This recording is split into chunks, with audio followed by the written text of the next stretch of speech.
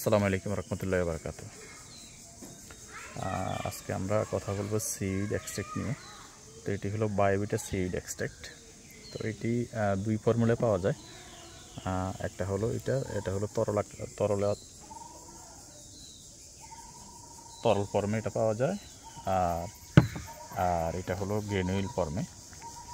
তো দুইটা আসলে সেম কাজ। তো মূলত গ্রেনুইলটা গাছের গোড়ায় মাটিতে দেওয়ার জন্য বেস্ট, আর এটা যেটা তরল আকার যেটা আসে সেটা স্প্রে করার জন্য। তো সাইডে দুইভাবেই দেওয়া যায়, তবে আলাদা আলাদা দেওয়াটাই সবচেয়ে বেটার। তো আমরা আজকে গ্রেনুইলটা ইউজ করবো, যেহেতু আমরা মাটিতে ইউজ করব। তো এটা বায়োভিটা এক্স, এটা হলো একটা সিড এক্সট্রাক্ট, মানে এটা সামুদ্রিক শৈবাল থেকে এটা উৎপন্ন। আর এটা মূলত একটা জৈব উদ্দীপক হিসাবে কাজ করে। এটা সিড এক্সট্রাক্ট বায়োভিটা এক্স সবচেয়ে যেটা ভালো দিক সেটা হলো এটা একসাথে দুইটারই কাজ করে। একটা হলো অনুখাদ্য, আর আরেকটা হলো হরমোন বা ফিজিয়ার। দুইটা ফিজিয়ার, এমনকি জৈবিক ফিজিয়ার, আর হলো আপনার মাইক্রোনিউট্রিয়েন্ট, দুইটাই একসাথে দুইটাই কাজ করে। তো আমরা আজকে আমাদের এটি একটি 20 গ্যালনের একটি জিও ব্যাগে একটা আনার গাছ, যেটাতে আমরা দিব মোটামুটি এটাতে আমরা 3 চা চামচ পরিমাণ গ্রেনুইল আমরা গাছের চারপাশে দিয়ে দিব।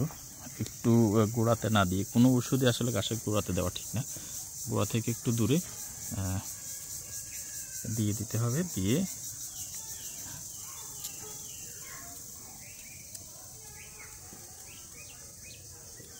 এরপর আমরা মাটিগুলোকে একটু হালকা করে দিব।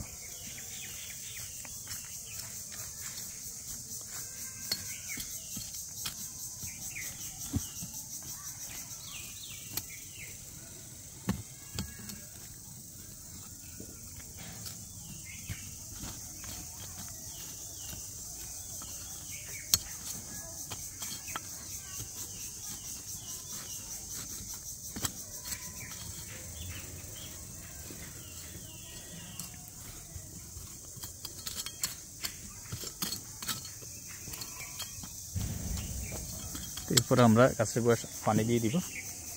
তো এটা এটা সবচেয়ে বেটার এভাবে দেওয়া। এছাড়া আরেকটা পদ্ধতি দেওয়া যায়, সেটা হলো সেম পরিমাণ গ্রেনুইলগুলোকে পানিতে 72 ঘন্টা ভিজিয়ে রেখে এরপরে তরল আকারে এই পানিগুলোকে এর সাথে আবার 1 লিটার বা 2 লিটার পরিমাণ পানি মিশ্রণ করে এগুলোকে গাছে স্প্রে করা যায়, আবার গাছের গোড়ায় দেওয়া যায়। তো আশা করি বায়োভিটা এক্স সম্বন্ধে মোটামুটি আপনাদেরকে ভালো একটা ধারণা দিতে পেরেছি। আসসালামু আলাইকুম রহমতুল্লাহি ওয়া বারাকাতুহু।